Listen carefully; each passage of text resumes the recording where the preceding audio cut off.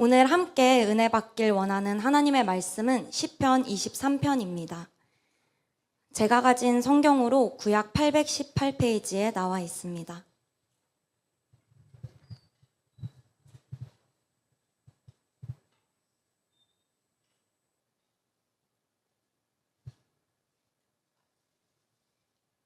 시편 23편입니다.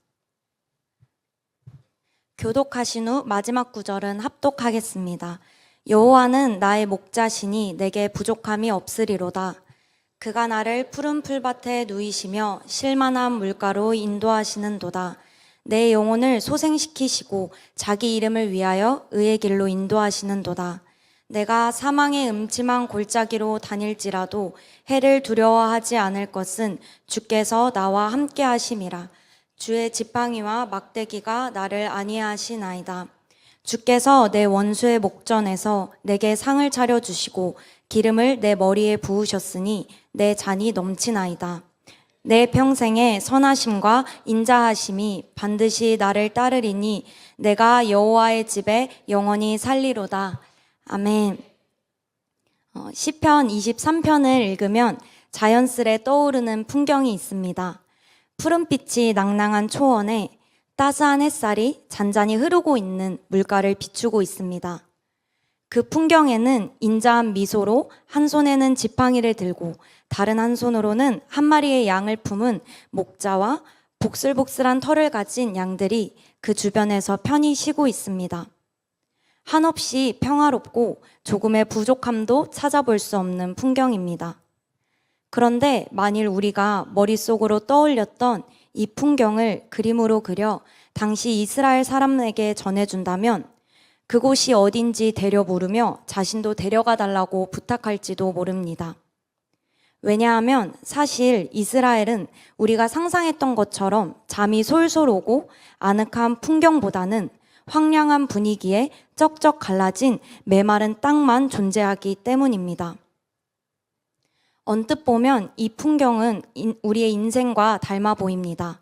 신앙, 꿈, 학업, 직업, 관계, 물질, 모든 영역에서 안정과 평화, 풍성함을 바라나 눈에 보이는 현실은 황폐하고 삭막하기만 한 삶 말입니다. 그런데 오늘 본문을 보니 놀랍게도 푸른 풀밭과 물가가 함께 있는 것이 상상조차 어려운 황폐한 땅에서 시인은 그것을 노래하고 있습니다. 그는 분명하게 고백합니다. 여호와는 나의 목자시니 내게 부족함이 없으리로다. 그의 눈에 보이는 것은 분명 부족함일 텐데 그는 풍성함을 누리고 있는 것입니다. 그 이유는 바로 여호와께서 시인의 목자가 되시기 때문입니다. 우리가 여호와를 목자로 삼는다면 우리에게는 부족함이 있을래야 있을 수 없습니다. 오늘 말씀을 통해서 우리의 목자 되시는 주님께서 행하시는 일들을 알아갈 때마다 풍성함이 넘쳐 흐를 것을 기대하며 함께 설교 제목을 읽겠습니다. 나의 목자 여호와는. 목자의 역할하면 가장 먼저 인도함이 생각납니다. 성경에서는 하나님과 그의 백성들의 관계를 종종 목자와 양의 비유를 들어 설명하는데 목자가 양떼를 인도하듯 여호와께서도 그의 백성들을 인도하심에 대해 말합니다. 즉 단위가 공동체인 것이죠. 그런데 1절에 보니 시인은 나의 목자라고 이야기합니다.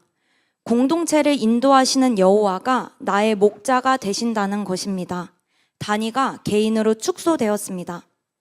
그렇습니다. 시인이 고백한 것처럼 목자이신 여호와는 인도하는 양이 아무리 많더라도 나의 이름을 아시고 나를 부르셔서 인격적인 관계를 맺으시는 나의 목자가 되십니다. 광야 여정 가운데 이스라엘을 신실하게 인도하셨던 하나님께서 오늘 나를 인도하심을 믿으시면서 첫 번째 대지를 함께 읽겠습니다.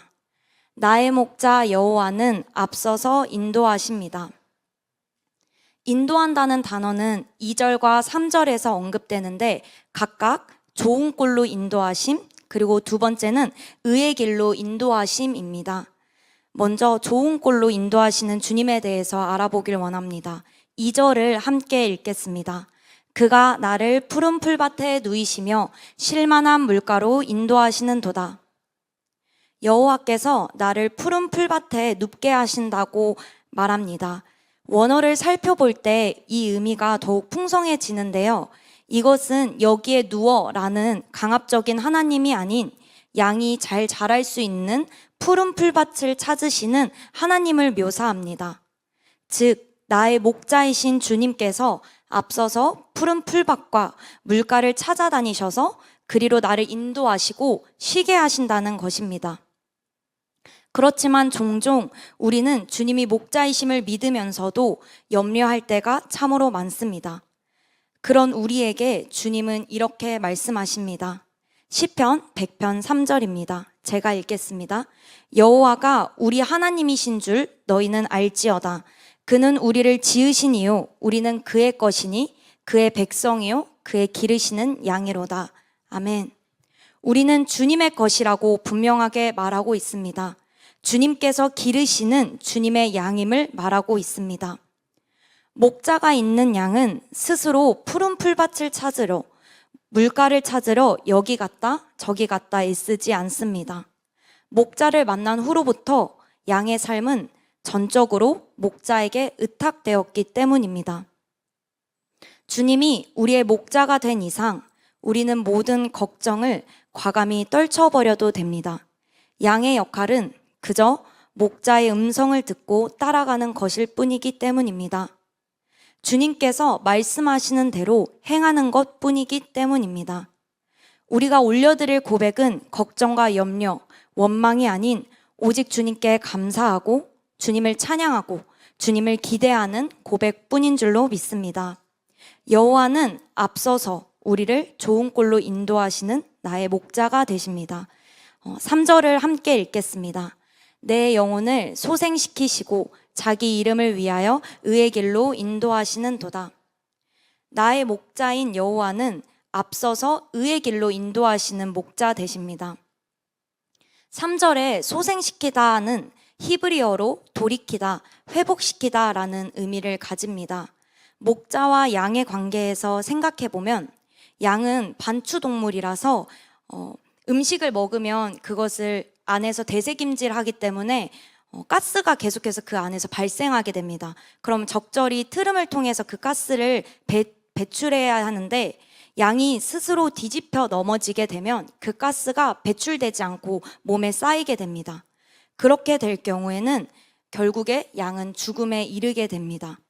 그래서 목자는 양이 쓰러진 것을 발견한 즉시 달려가 그 양을 바로 세우고 다시 정상적인 상태로 회복시킵니다. 이처럼 소생시키다라는 의미는 생명을 살리기 위해 목자가 즉각적으로 개입하여 양을 다시 일으켜 세우는 모습을 떠올리게 합니다. 스스로 뒤집혀 죽어가는 양의 모습이 꼭 우리의 모습과도 같습니다. 하나님과의 교제, 하나님의 말씀이 살아있는 에덴 동산에서 우리는 쫓겨났습니다. 우리가 하나님을 마음에 두기 싫어하여 하나님의 말씀을 거부했기 때문입니다. 우리는 스스로 뒤집혔습니다. 이 땅에서 정교 회장도 해보고 직장에서 높은 위치에도 올라가 보고 또 사회에 공헌해보기도 해도 그것들은 다 부질이 없게 됩니다. 왜냐하면 뒤집힌 상태에서 맞이하는 끝은 죽음뿐이기 때문입니다. 그렇지만 우리가 오늘 알고 찬양했던 그 기쁜 소식은 혼자서 바른 자세로 돌아올 수 없는 우리를 위해 그의 이름을 여호와라 하시는 약속의 하나님께서 우리를 소생시키셨습니다. 예수 그리스도를 믿는 자마다 죽음의 문턱이 아닌 영원한 생명의 문으로 들어가는 기적을 행하셨습니다. 요한복음 10장 7절과 9절을 함께 읽길 원합니다. 내가 진실로 진실로 너희에게 말하노니 나는 양의 문이라. 문이니 누구든지 나로 말미암아 들어가면 구원을 받고 또는 들어가며 꼴을 얻으리라. 아멘. 예수 그리스도는 영생의 문을 여셨을 뿐 아니라 그 문으로 인도하는 선한 목자가 되십니다. 양들은 제 갈 길로 가는 특성이 있습니다. 그렇지만 목자를 만난 양에게는 그 특징이 더 이상 작동하지 않습니다. 오히려 목자의 음성만을 정확하게 구별하는 특징이 작동합니다. 그래서 이전에 살아가던 제 갈 길로 가는 그 방식으로 살지 않습니다. 교회에서, 직장에서, 학교에서, 가정에서 어떤 마음을 품어야 하는지, 어떤 말을 해야 하는지, 어떤 선택을 해야 하는지 친히 인도하시는 주님의 음성을 듣고 따라갑니다. 저희 어머니께서 저에게 자주 하시는 말씀이 있습니다. 하나님 앞에서 내 마음을 점검하고 하나님의 뜻을 구해봐 라는 말씀인데요. 이 말씀은 제가 속상할 때든 억울할 때든 분이 날 때든 늘 동일하게 이 말씀으로 저에게 말씀해 주십니다. 제가 잔뜩 기분이 상해 있을 때이면 어머니께서 이 말을 하시면 분한 얼굴로 씩씩대며 방을 쾅 닫고 들어갈 때가 있습니다. 그리고 세게 닫힌 그 방문 안에서는 내가 왜 그래야 하는데? 라는 분함으로 가득 차 있습니다. 그런데 이내 곧 하나님, 제가 왜 이럴까요? 제가 어떻게 해야 할까요? 주님의 뜻이 무엇인가요를 물으며 눈물 콧물을 쏟으며 기도하는 저를 발견하게 됩니다. 저의 분함이 하나님 앞에 순복으로 바뀐 이유는 단 하나입니다. 주께서 저를 소생시키셨기 때문입니다. 더 이상 제 갈 길로 가는 양이 아닌 주님의 목자 잡는 양이기 때문입니다. 그렇게 주님 앞에 뜻을 물어보면 신기하게도 주님은 저의 마음을 돌아보게 해주시고 어떻게 해야 하는지 말씀으로 인도하여 주십니다. 3절에서 말하는 이 의의 길은 단순히 도로를 의미한다기보다는 삶의 방식을 뜻합니다. 주님은 말씀으로 우리를 의의 길로 인도하십니다. 주님은 말씀으로 우리의 삶의 방향을 틀어 가십니다. 요한복음 10장 27절을 함께 읽겠습니다. 내 양은 내 음성을 들으며 나는 그들을 알며 그들은 나를 따르느니라. 우리는 말씀을 통하여 주님의 음성을 들을 수 있습니다. 말씀 앞으로 나아갈 때 성령께서는 친히 각 사람에게 말씀을 조명하여 주십니다. 목자 없이 방황하던 우리의 목자 되어주신 주님, 그분의 음성을 날마다 들으시기를 바랍니다. 아침에 일어나서 말씀을 묵상하시고 하루의 순간마다 말씀 앞에 서서 주님의 인도하심을 구하시기를 바랍니다. 답답하고 억울할 때, 분하고 속상할 때 하나님의 말씀에서 답을 얻으시길 바랍니다. 구원받은 백성으로 목자의 인도함을 받으며 하루를 살아내시는 모든 성도님들이 되시길 바랍니다. 때로는 그 말씀이 아프게 느껴질 때도 있으실 테지만 그럴 때일수록 더욱 목자의 음성에 귀를 기울이시고 인도하심을 확신하여 주시길 바랍니다. 우리의 목자 되시는 여호와는 우리를 생명의 길로, 안전한 길로, 의의 길로 인도하시는 분이십니다. 4절을 함께 읽겠습니다. 내가 사막의 음침한 골짜기로 다닐지라도 해를 두려워하지 않을 것은 주께서 나와 함께 하심이라. 주의 지팡이와 막대기가 나를 안위하시나이다. 두 번째 대지를 함께 읽겠습니다. 나의 목자 여호와는 곁에서 동행하십니다. 4절에서 사망의 음침한 골짜기는 죽음의 그림자입니다. 인생에 죽음의 그림자가 드리울 때가 있습니다. 나이가 어린 순서로 치면 10번째 이내에 속할 저에게도 여러 번의 크고 작은 죽음의 그림자가 드리운 적이 있었습니다. 앞이 보이지 않는 칠흑 같은 어둠, 금방이라도 골짜기에서 맹수가 튀어나와 공격할 것 같은 두려움에 쌓일 때가 있었습니다. 2022년 제가 고등학교 2학년일 때였습니다. 중학교 2학년 때 저는 필리핀 영어 캠프를 다녀온 후로 저에게 하나님을 만나고 싶은 갈망이 생겼습니다. 모태 신앙이었던 저는 원래도 어머니를 따라 예배를 드렸지만 영어 캠프 이후로는 제 스스로 예배일 때마다 하나님께 저를 좀 만나달라고 기도를 했습니다. 그렇게 4년을 그 기도만 하며 보냈습니다. 그런데 여전히 말씀이 믿기지 않았습니다. 어렴풋이 기억나지만 3시 예배일 때 목사님께서 양팔을 벌리시며 하나님께서 홍해를 가르신 사건에 대해서 말씀하시는데 속으로는 어떻게 바다가 갈라져? 라 생각했던 게 기억이 납니다. 그럼에도 제 안에는 끊임없이 하나님을 만나고 싶은 갈망이 있었습니다. 그런데 무슨 일이 일어난 것인지 고등학교 2학년 때 앞으로 교회를 다니지 않겠다고 선언한 것입니다. 이유인즉슨 4년간 하나님께 만나달라고 기도했지만 하나님은 만나주시지도 않고 남들은 공부하는 시간에 저는 일요일 아침부터 오후까지 교회에 시간이 뺏긴다는 것이 너무 아까웠기 때문입니다. 실제로 날을 새며 공부하다가 예배를 드리지 못한 주일도 있었습니다. 눈을 떠보니 오후 6시였는데 제 피 속에 흐르는 모태신앙 DNA가 얼마나 제 등골을 오싹하게 하는지요. 그치만 제 선언과는 별개로 어머니께서 중고등부 여름 수련회에 저를 보내셨고 제 안에 식었던 갈망이 다시 뜨거워지기 시작했습니다. 그리고 주중 예배에 은혜가 많으니 나와보라는 전도사님의 말씀에 주중 예배를 다니며 시험을 준비해야 하는지 하나님께 뜻을 물어보았습니다. 그때 제 마음에 주신 음성이 두려워하지 말라, 내가 너와 함께 하겠다라는 말씀이었습니다. 그 말씀만을 믿고 열심히 주중 예배를 나가며 시험 공부를 했는데 사망의 음침한 골짜기, 그 죽음의 그림자가 제 삶에 드리웠습니다. 하나님을 신뢰하며 준비한 시험에서 인생에서 처음 보는 최하의 점수를 받은 것이었습니다. 모든 과목에서 기대했던 결과와 정반대의 결과를 받았습니다. 처음에는 하나님께 원망했습니다.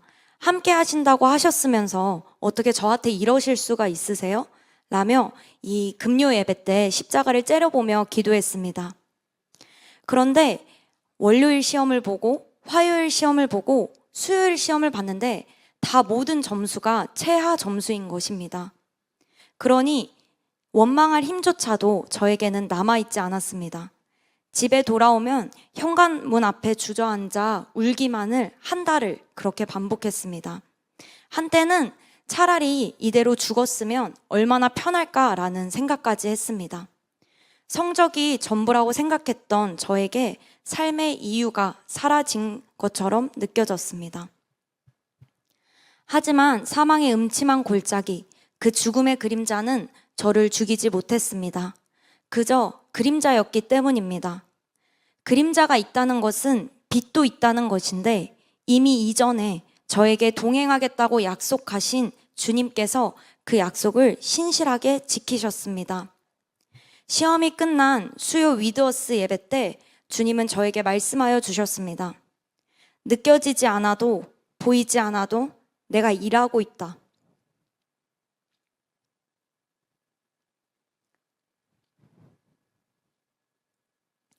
그러니 너는 마음을 다하여 여호와를 신뢰하고 내 명철을 의지하지 말라. 제 믿음이 좋아서라기보다 의지할 곳이 없어서 매일을 살아가기가 너무 버거워서 예배 자리 가운데 나갔습니다. 그런데 매일 예배마다 선하신 주님께서 한 번도 빠짐없이 저를 만나 주셨습니다. 제 머릿속에서만 스쳐갔던 모든 궁금증들과 생각들을 모두 예배 말씀을 통하여서 저에게 대답해 주셨습니다. 주님께서 저를 살펴보고 계셨던 것입니다. 4절에 안위하다라는 단어는 힘을 주다, 위로하다라는 의미를 가집니다. 독서실에서 저는 수요일과 금요일 그리고 주일 예배만을 기다렸습니다. 예배 때마다 주님께서 오늘을 살아갈 힘과 다음 날을 살아갈 힘을, 일주일을 무사히 마칠 수 있는 힘을 주셨기 때문입니다. 매일 새벽 1시까지 공부하고 집에 돌아와 방바닥에 엎드려 울며 기도했던 그때에도 저는 혼자가 아니었습니다. 모두가 잠든 어두운 시간에 주님은 제 곁에서 주님의 지팡이와 주님의 막대기로 저를 안위하셨습니다. 드라마틱하게 저의 성적이 복구되지는 않았습니다. 어쩌면 제 삶에는 여전히 죽음의 그림자가 드리워진 것처럼 보입니다. 그렇지만 저는 행복했습니다. 하나님께서 저를 만나주셨기 때문입니다. 그로만 표현되었던 여호와가 이제는 저의 주가 되셨습니다. 상황을 바꿔주셨으면 저는 인생에서 끊임없이 상황만을 바꿔달라고 했을 것입니다. 그런데 주님은 저의 목자가 되어주셨습니다. 그래서 지금도 제 곁에서 동행하셔서 저에게 힘을 주시고 저를 위로하여 주십니다. 사랑하는 성도 여러분, 신앙생활을 한다고 해서 죽음의 그림자가 드리우지 않는 것은 아닙니다. 그렇지만 우리가 기억할 것은 그때에도 우리의 목자가 되시는 여호와께서 우리 곁에서 동행하고 있다는 사실입니다. 그리스도께서는 이미 갈보리 언덕에서 죽음과 심판을 대신 짊어지셨습니다. 사망의 음침한 골짜기는 존재할지라도 그 권세는 이미 꺾였습니다. 그러므로 우리는 두려움에 사로잡힐 필요가 없습니다. 여호와의 지팡이와 막대기를 의지하여 힘을 얻으시길 바랍니다. 가장 어두운 시간에도 주님께서 우리 곁에 동행하십니다. 고린도전서 15장 55절과 57절을 제가 읽도록 하겠습니다. 사망아, 너의 승리가 어디 있느냐? 사망아, 내가 쏘는 것이 어디 있느냐? 우리 주 예수 그리스도로 말미암아 우리에게 승리를 주시는 하나님께 감사하노니.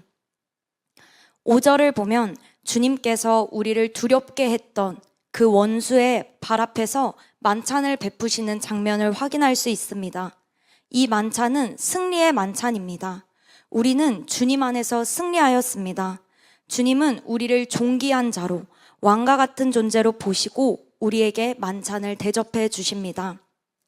그러니 사망의 음침한 골짜기에서 우리가 구해야 할 것은 탈출보다는 인내입니다. 염려와 원망보다는 주님을 신뢰하는 것입니다. 더욱 하나님의 음성을 듣고 따를 수 있도록 구하는 것이 되어야 합니다. 우리의 일평생 목자이신 주님께서 우리의 곁에서 동행하고 계십니다. 6절을 함께 읽겠습니다. 내 평생의 선하심과 인자하심이 반드시 나를 따르리니 내가 여호와의 집에 영원히 살리로다. 세 번째 대지입니다. 나의 목자 여호와는 확고부동한 사랑으로 추격하십니다. 6절에서 따르다라는 말은 추격하다라는 의미입니다. 시편 23편의 표제를 보시면 다윗의 시라고 적혀 있습니다. 베들레헴에서 아버지의 양떼를 치던 다윗이 이스라엘의 두 번째 왕으로 기름 부음을 받습니다. 그리고 사무엘상 17장에서 모두가 벌벌 떨고 있던 그 골리앗 앞에서 당당하게 만군의 여호와의 이름을 의지하여 승리를 거두었습니다. 그런 다윗을 모든 이스라엘 백성들은 칭송하였습니다. 그런데 그날부터 이스라엘의 첫 번째 왕이었던 사울이 일평생 다윗을 죽이는데 시간을 바치게 됩니다. 사무엘상에 보면 16장에서 다윗이 기름 부음을 받은 후로부터 다윗이 사울을 피해 도망 다니는 데에 온 지면을 할애해서 설명하고 있습니다. 그런데 어디에도 다윗이 주님을 원망하는 장면을 볼 수가 없습니다. 오히려 주님을 더욱 힘있게 의지하고 주님의 주권을 인정하는 모습이 보입니다. 다윗이 우리와는 다른 특별한 초인간적인 사람이었을까요? 아니요. 그는 우리가 알고 있듯이 사울을 두려워했고 간음을 저지르고 살인을 마음에 품었던 자입니다. 다윗도 우리와 똑같이 연약한 자였습니다. 그런데 그런 그가 하나님을 더욱 신뢰할 수 있던 이유는 다윗을 추격한 것이 다윗의 나약한 의지가 아니라 다윗을 추격한 것이 사울의 위협이 아니라 하나님의 선하심과 인자하심이었기 때문입니다. 사무엘상 23장 14절을 함께 읽겠습니다. 다윗이 광야의 요새에도 있었고 또 십광야 산골에도 머물렀으므로 사울이 매일 찾되 하나님이 그를 그의 손에 넘기지 아니하시니라. 아멘. 인자하심은 언약에 기초한 확고부동한 사랑입니다. 다윗의 삶을 상황으로만 판단했을 때에는 그를 추격하는 것이 죽음인 것 같아 보입니다. 그렇지만 하나님의 약속으로 보았을 때 그를 뒤따르고 있는 것은 언약에 신실하신 하나님의 흔들리지 않는 사랑이었습니다. 주님의 사랑이, 주님의 약속이, 주님의 계획이 사울의 집념보다 강했습니다. 제가 하나님을 만나고 주님이 제게 어떤 분이셨는지 설명할 때 늘 이 시편 23편으로 설명하곤 했는데요. 하나님을 만나고 난 후 저는 전도사라는 삶이 무척이나 부러웠습니다. 저는 학생 때 시간을 쪼개서 말씀을 묵상해야 하는데 온종일 말씀을 읽고 기도하는 삶이 직업이라니 이렇게 축복받은 직업이 있을까라는 생각이 들었기 때문입니다. 그래서 사실 종종 하나님께 저를 전도사님으로 불러달라는 기도를 했었습니다. 그 당시에 목사님께서 참 많이 우리 교회 다음 세대에서 주의종이 나왔으면 좋겠다는 기도를 하셨는데 그 기도를 들을 때마다 내가 가야 되나? 어떡하지? 라는 그런 심장 떨리는 마음으로 기도할 때도 있었습니다. 그러던 중 고등학교 3학년을 맞이하는 겨울 캠프 때 하나님 앞에 서원을 하게 됐습니다. 당시에 목사님께서 주의종이나 선교사로 서원할 사람은 강대상으로 나와 말씀을 들으라고 하셨는데 당시에 서원이 무슨 의미인지도 모르지만 제 인생 심장이 그렇게 빨리 뛰었던 적은 처음이라서 또 제 마음 가운데 너무 강한 확신으로 나가서 말씀을 들어야겠다라는 생각이 들었던 게 처음이라서 그 강대상 앞으로 나아가 말씀을 들었습니다. 낯을 많이 가리는 저는 곁에 있는 친구들을 데리고 나가려 했는데 돌아오는 답변은 나는 아무렇지 않으니 언니만 나가서 들어라는 것이었습니다. 나중에 비로소 하나님의 콜링을 깨닫고 난 후에야 그 서원의 의미를 알게 되었습니다. 이후 시간이 흘러 대학 원서 접수를 앞둔 여름 캠프가 다가왔습니다. 한 달 전부터 저는 주님께 어떤 학과를 가면 좋을지를 물으며 기도함으로 캠프를 기다리고 캠프에 참석했습니다. 캠프를 여는 그 예배 시작부터 찬양하는 중고등학생들을 보면서 영혼을 살리는 것이 세상에서 가장 귀한 일이라는 그 마음이 저에게 너무 크게 부어져서 하염없이 눈물만 흘렸던 것이 기억납니다. 캠프 첫날 밤에 비전을 두고 기도하면서 또 이전처럼 하나님께 저를 전도사님으로 불러주세요 라고 기도했습니다. 그러고서 기도의 시간이 끝났는데 이전과는 다르게 제 기도가 이미 하나님께 상달된 것처럼 마음에 확신이 드는 것입니다. 그러자 제 마음 가운데 불안함이 몰려왔습니다. 이것이 나의 의가 아닐까? 이것이 나의 생각이 아닐까? 그래서 여러 기도 제목을 기도해달라고 요청하면서 다음 날을 맞이하게 되었습니다. 그런데 둘째 날에도 어김없이 찬양하는 아이들의 모습을 보면서 같은 감동으로 눈물을 흘리게 되었습니다.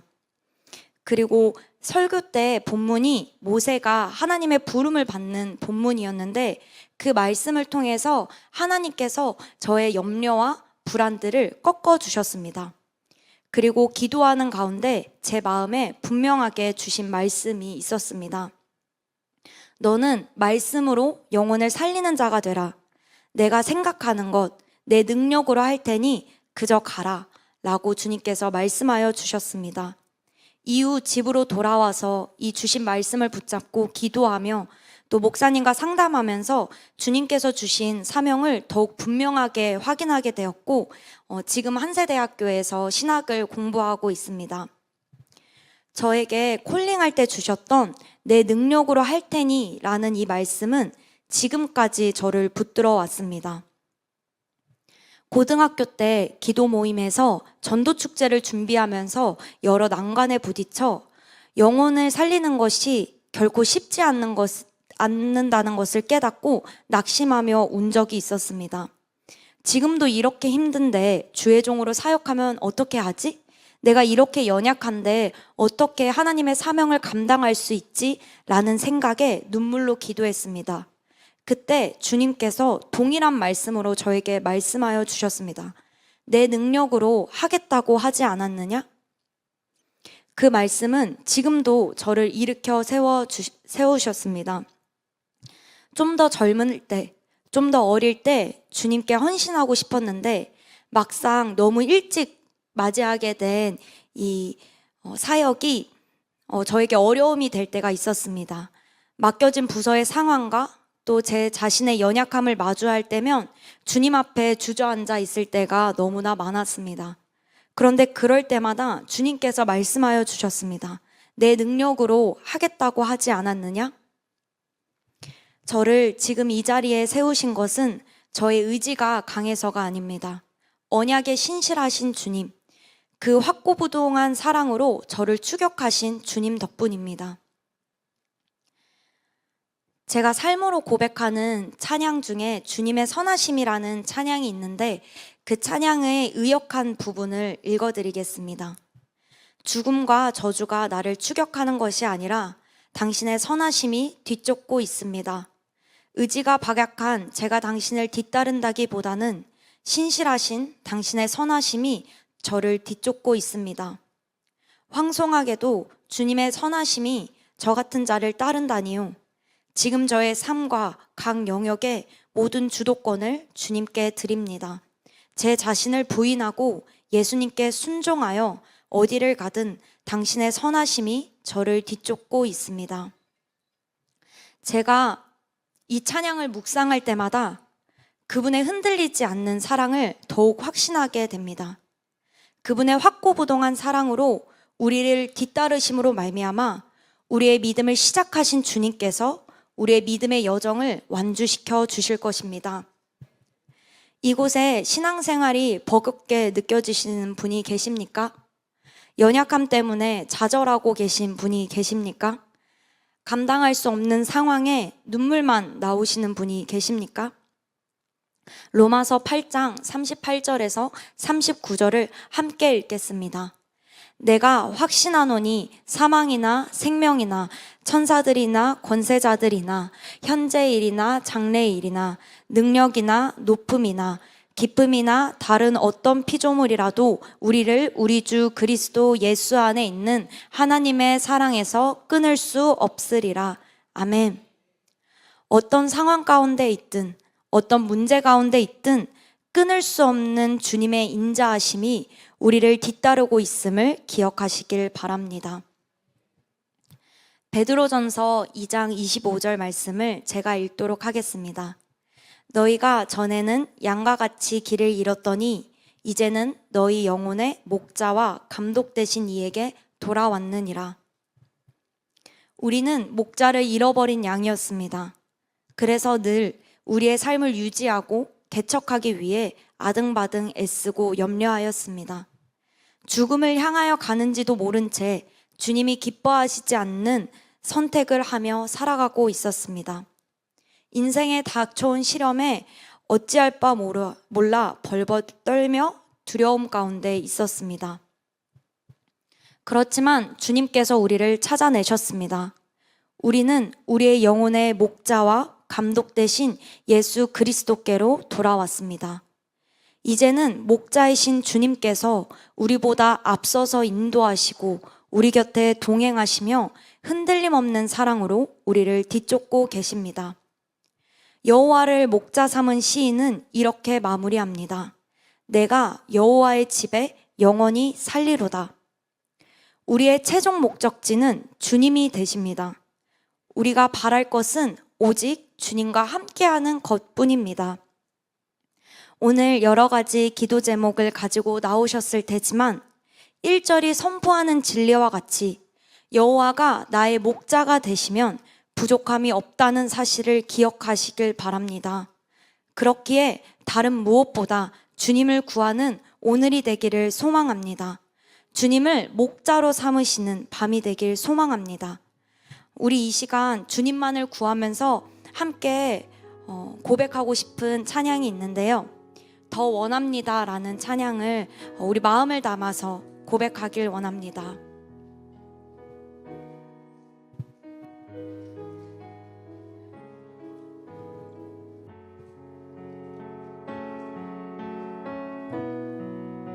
예수 사랑합니다.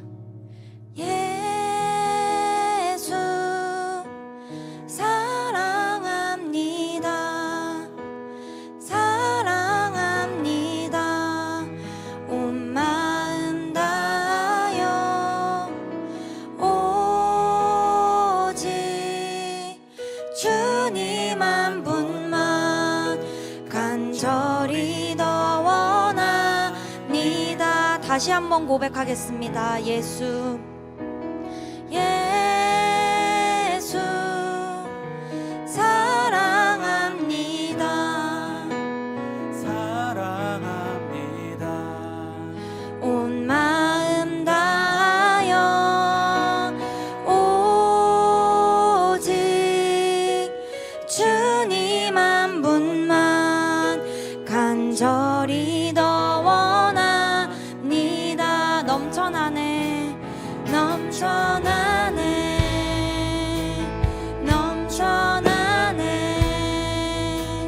주를 향한 내 속에 갈망이 주님께로